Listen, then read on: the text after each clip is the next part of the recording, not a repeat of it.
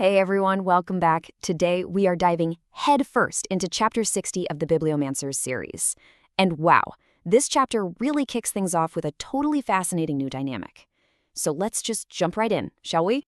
So Chapter 60 kicks off in a way you just don't see coming. We're not in some fantasy world, no. We're with the author, Rose, and she's basically holding a casting call in this void. I mean, think about that. She isn't just writing a story. She's literally interviewing and hiring a new character for a super specific role. Now, Rose thinks she knows exactly what she wants, right? She's looking for your classic, straight-laced, neutral good paladin, a real Boy Scout. But who shows up? Ronan.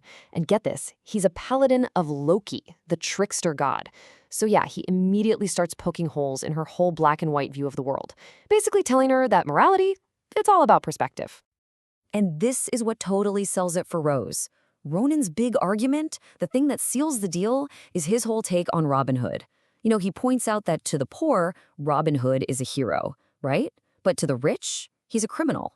And that line, whoever controls the media controls the narrative, I mean, come on. It's so good that Rose just has to take a chance on him. All right, so she's hired her new paladin. Job done? Not even close. The focus completely shifts. Now Rose has to face the music with a character she did so dirty in a previous story, Princess Maria. And this is where it gets wild. Rose literally yanks Maria out of her fictional world for a face-to-face showdown. And Maria is, as you can imagine, absolutely livid. And rightfully so. It wasn't just that she was used as, some disposable plot device. It was the public humiliation. Rose gave her the nickname the Slutty Princess. Can you even imagine? Maria just lays it all out. That kind of damage has real consequences that go way beyond just the pages of some story. So, how does Rose try to fix this mess? She offers Maria something incredibly powerful: agency, the chance to be in control. She pitches a whole new story, a third book, where Maria isn't the victim anymore. Nope, this time she's the hero of her very own revenge story. And the cherry on top? The key to her success is going to be her new partner, that intriguing paladin we just met, Ronan. And this is the moment everything changes. You can see, even though she's still furious with Rose, Maria is tempted. I mean, the chance to get revenge, plus working with this charismatic, clever paladin, it's just too good to pass up. So she agrees. She tables her anger at Rose, at least for now, to go after what she really wants. Okay, so the deal is struck. And boom, just like that, we're dropped right into the news story. We find Maria and Ronan at an inn. The scene is set. He's just saved her from a wolf attack up on a mountainside. The quest for revenge, it starts right now. And their dynamic, their banter, it's set up right away. It's brilliant. Ronan tries the smooth line, suggesting they share a room for, security. But Maria, she is having none of it. She sees right through his little game and just shuts him down flat. She makes it crystal clear that her past reputation means nothing and that she is the one in control here. She is not an easy target. But what's really impressive here is how Ronan handles it. He doesn't push, he doesn't get weird about it. He totally respects her boundaries and pivots. He reframes their entire quest.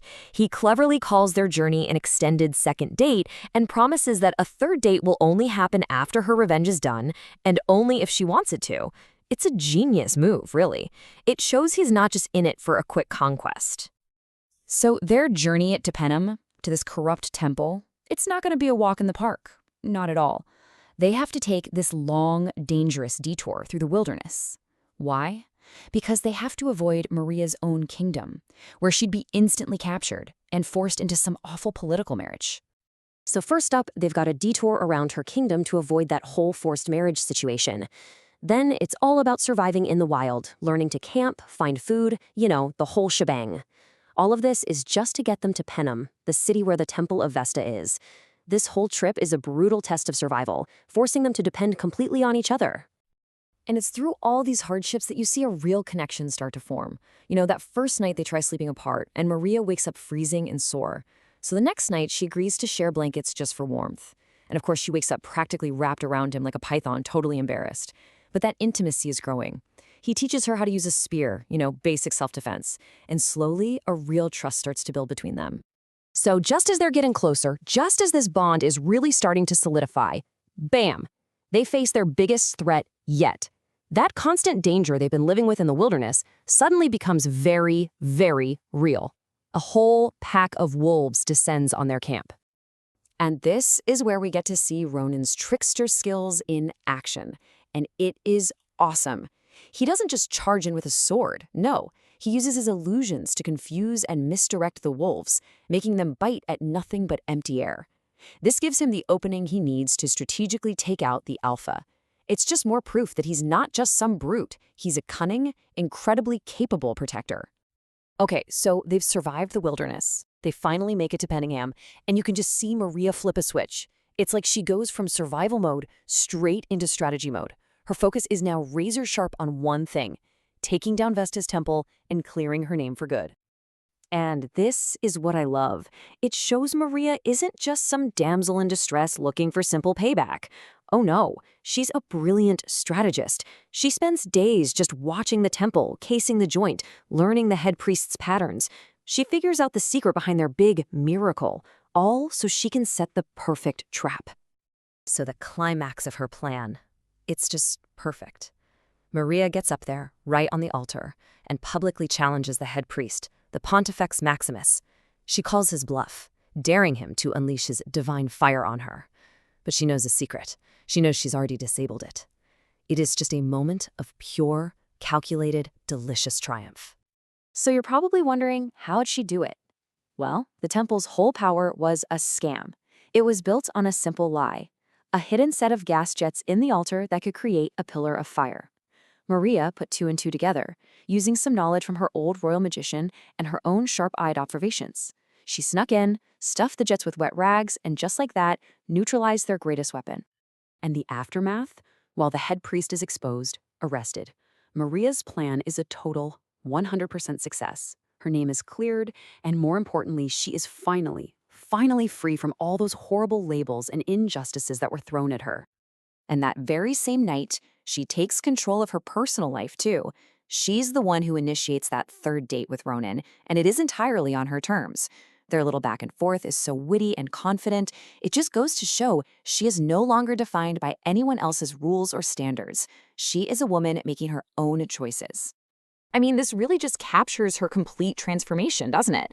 She started this whole chapter as a character who was wronged, just an object in someone else's story. And she ends it as the undisputed hero of her own. She's victorious over her enemies, over her trauma, and even over the very narrative that tried to trap her. So, that leaves us with a really compelling question, doesn't it? Now that Maria has taken back her power, now that she's gotten her revenge, what's next? What is she going to do with all this newfound freedom? Her quest for vengeance might be over, but you just know the story she's writing for herself, it has only just begun.